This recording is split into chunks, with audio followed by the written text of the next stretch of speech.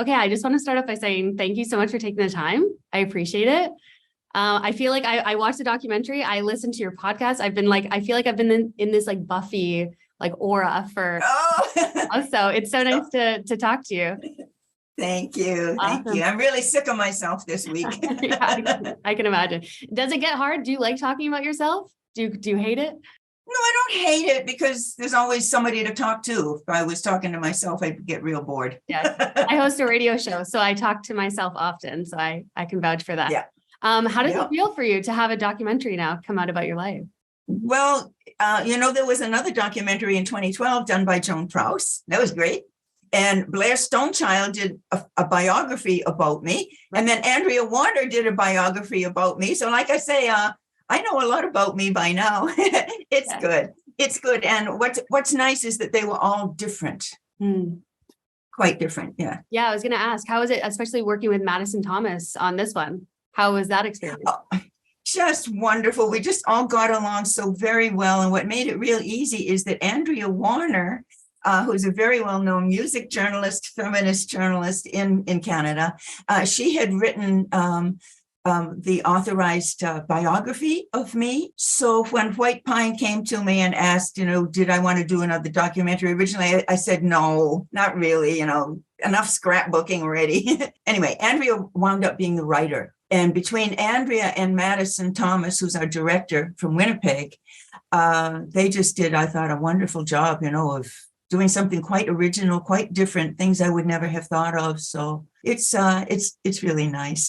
Yeah. When you say they said things or like show things that you wouldn't have thought of, what do you mean in that way? Like what makes this one different than ones you've seen in the past? Well, I think partly it was that Madison's really young and has a fresh approach to things that people of my generation or Andrea's generation, they may already have heard that, but Madison's take was different. And Andrea, working with Madison, brought out things that I never would have thought of. For instance, it was Andrea's observation. She thought that I had been erased. And I had never thought of that. I had never thought that, between show business competition, not wanting you to get a shot because their artist is going to get a shot, that kind of thing. And, having been under FBI surveillance in my career, having, kind of been drowned in the US, she thought that was erasure. And I had really never considered it. I just thought, well, singers come and singers go and things change. But yeah, I learned some things about that. Yeah. And you didn't even know that you were blacklisted, right? Which is so insane. No, they don't tell you. They don't tell you. You don't get an email being like, you're now officially on the blacklist. Oh, no, it's all done in secret. As a matter of fact, some people will say the government blacklisted me. No, the government had nothing to do with it. The government would mean they'd have to pass an act of Congress against writers, singers, outspoken people. No, it's all done in secret. An administration like Lyndon Johnson administration, Democrat, or Richard Nixon's administration, Republican, they both just have guys in the back room making nasty phone calls to the networks because their constituents are, just don't want Indigenous people or anybody else interfering with their complete control of all available lands and natural resources. So it has nothing to do with government. It has only to do with business greed.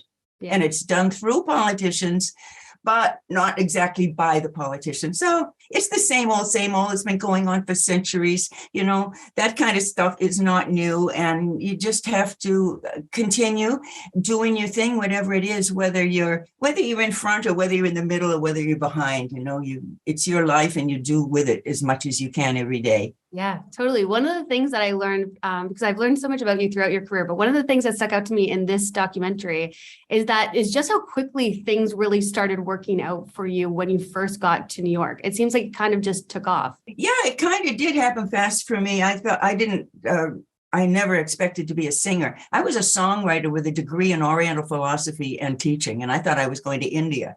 But then I couldn't go, and so I thought I'd try my luck at singing. And I went to Greenwich Village in the 60s, student activism every place. The music scene was somewhat vanilla in that it was, preppy college groups, the Highwaymen, and things like Michael Row the Boat Ashore, which was very much not me. And I was not singing the Woody Guthrie this land is your land, this land is my land. Obviously, I wasn't singing that one.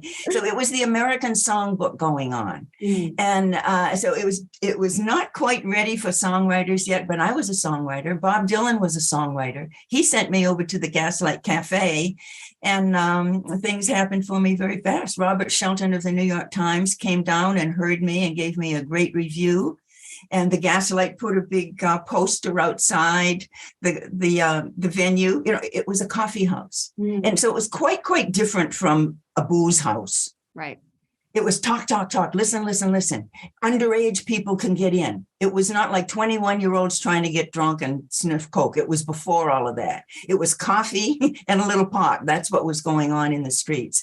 And a whole lot of intellectual exchange, music exchange, world music. It was a very exciting time. So I think I arrived at just the right moment. Yeah. When you see yourself, and you say that, when you see yourself blow up like so quickly as you did, and see how your life played out, especially looking back on it in a documentary, do you feel like it's almost a sense of like fate? Do you believe in like a higher power, like manifestation? Like what do you credit it to? Hard work? All of that, really, including a higher power. And I believe I don't, you know, I have a degree in Oriental philosophy and religion. That's how much I love hearing about anybody's connection to the creator, whatever you call it. I'm not a person who subscribes to big, thick books about this German philosophy or that German philosophy. It's mostly a sense of being connected to the creator that I'm interested in. And as a creative person, I believe we're made in the image of the creator. That's our green light for creativity. We're supposed to be creative. We're not supposed to just sit in the past and try to do whoever was having a hit last year or whatever was popular last year. We're supposed to be ripening and moving forward all the time. So that kind of says it for in answer to your question about a higher power. I do believe, but I don't believe in really the institutions that we all build up when we think we know something. So I don't know any more than anybody else, but I do believe in creativity, in the creator, in the creation. I think the creator evolves as each one of us ripens.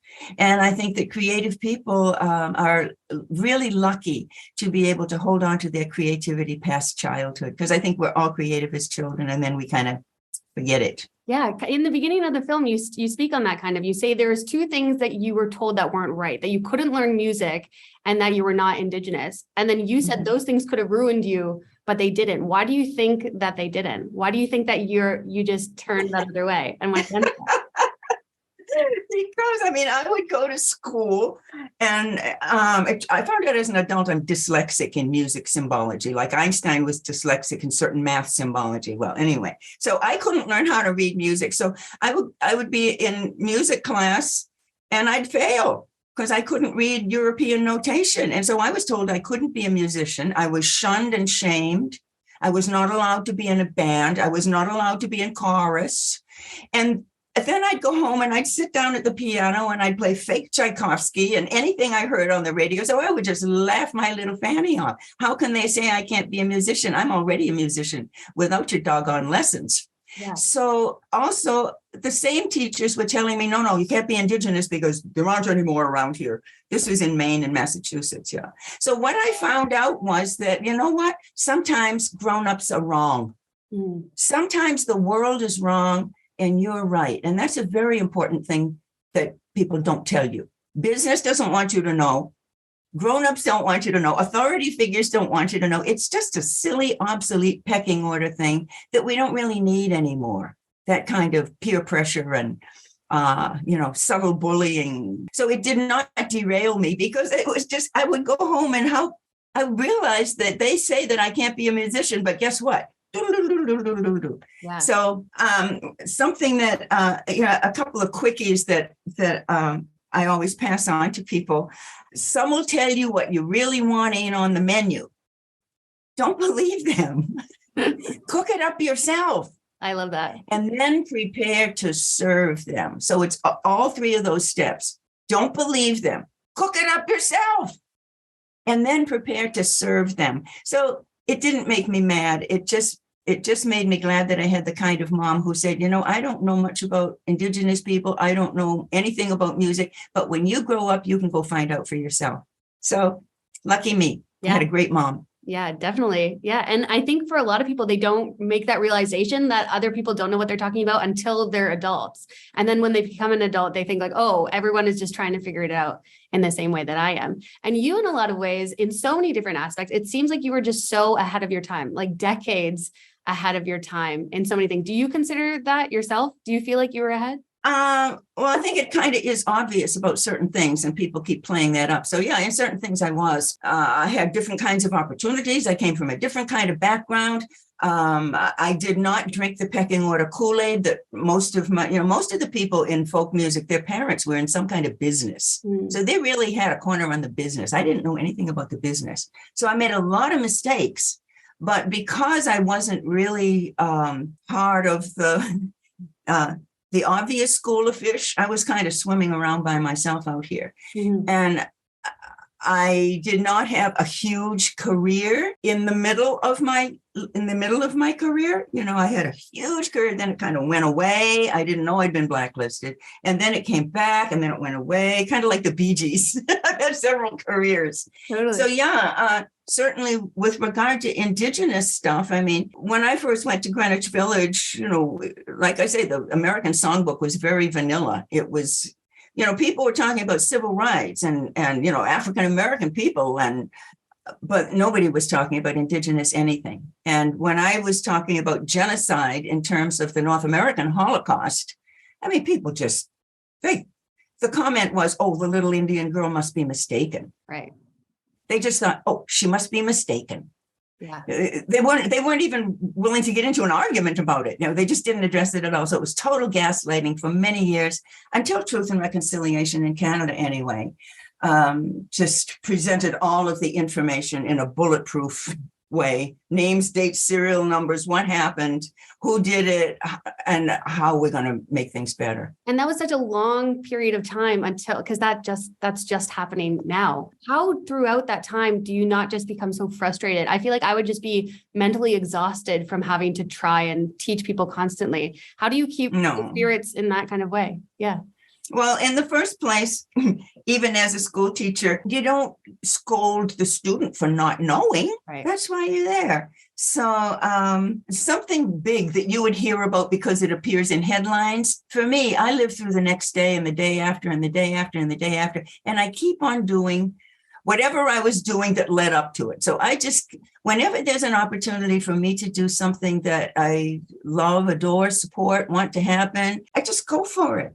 So I might not be on the road doing concerts, but I'm probably at home writing and painting and thinking and having the world happen to me. So I think it's probably just the idea of being very easy with my childlike sense of creativity. It just keeps me interested. Yeah. And I don't carry around grudges. I just have no time for that. The pecking order puts pressure on everyone, but life in a circle doesn't. It's real different. I've heard you say that you still are writing. Are we getting another Buffy album down the line? Oh, I don't know. I never know that. No. Well, the way I don't act. I know. I just don't live within that kind of record business, show business template at all. Never have. Yeah. The way I've done it is when I have a whole bunch of songs, which is usually always, I don't release them until I want to go on the road. Right. See, it's thinking about it differently. I'm not going to go to a record, please, let me make a record. And then you're a slave forever, and you had not realized how hard it is to go on the road. So I wait until I want to go on the road, and then I make an album with the best people I can find. And so far, so good. There's a lot of artists that will say, like Dolly Parton is an example of that, where people ask her about political issues and things, but she says, "Oh, I don't want to talk about that." How do you feel about just artists in general who have this platform and have so many eyes on them, but then just choose not to speak on important issues? No, I totally respect that. You do? Yeah. I advise it. As a matter of fact, if you don't know what you're talking about and you don't really care, it's a big mistake to get in front of a camera and try to come up with something when really you're not that well informed and it's not your main thing. No, I really love it that people who do know what they're talking about and have something to share. I love it that they do that. Of course, a lot of people now that we have the internet and everybody can kind of be on television, I mean, everybody in the world wants to have impact. And very few get a chance to do that, even in their families. You know, they get bullied and pushed around. In high school, they get bullied and pushed around.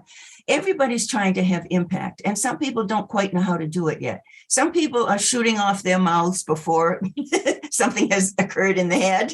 And, you know, we just have to forgive each other for that for a few minutes. Everybody's growing and ripening. So, no, I don't get discouraged. I see things that I think are terrible, but I'm quite content with my own personhood being able to do as much as I can on every given day. And then, you know, tomorrow's another day. So I keep at it all the time, but there's not really a sense of pressure. Yeah, for sure. And I think that's a good reminder for a lot of people in like comment sections of posts. I feel like everybody tries to get their 2 cents in, which goes back to people, not everybody knows what they're talking about or is educated on the topics at hand. So definitely. Not yet. Yeah. But it's not something we should scold people for. We should invite them just to do things, you know, better. More targeted, more on point. Really, yeah. Make sure it's true. And I got another saying too. It says, keep your nose on the joy trail. And that's another thing that people don't encourage you to do. But you should. Yeah. You know, we're all being groomed just to be cogs in a machine, and it's not working out right now. It's not the end of the world. Human beings have had problems. We've had bad leadership. We've had bad weather. We've had all kinds of things before, and we've survived. But when it comes to your personal day-to-day, you take care of Brother Mule. That's your body. You know, try to eat right, try to sleep right, you know, just kind of outsmart the bad things. Take advantage of opportunities when you can put your 2 cents in. For instance, with Indigenous people, I'm always saying, you know, people say, you should be proud you're an Indigenous kid. But they don't give them anything to be proud of. Well, how's about team sports? How's about letting kids know, like in hockey season or football season or whatever, that team sports originated on this side of the water. Team sports, there was no team sports in the Greek Olympics. There were no team sports anywhere except in the Americas, throughout the Americas. We invented the rubber ball, the stadium with goalposts on either side, protective equipment like shoulder pads and hip pads and helmets with animal logos. The games themselves are universal. Sports is so universal. It's like food and it's like music. These are 3 things that everybody can appreciate. I did want to ask you before I let you go, looking at your life in this whole way, in this documentary, any accomplishments that you're most proud of? Gee, I don't even know if the documentary covered it, but the thing that I'm most proud of in my life is that I started a scholarship foundation in the 60s.